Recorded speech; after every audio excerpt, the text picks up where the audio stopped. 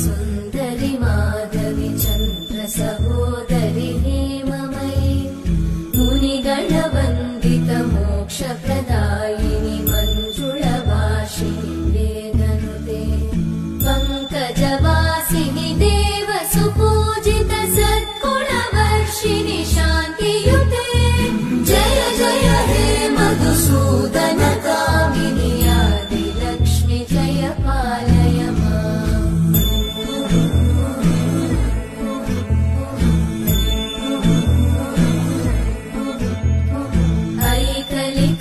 ऐकलिकल्मषनाशिनि कामिनि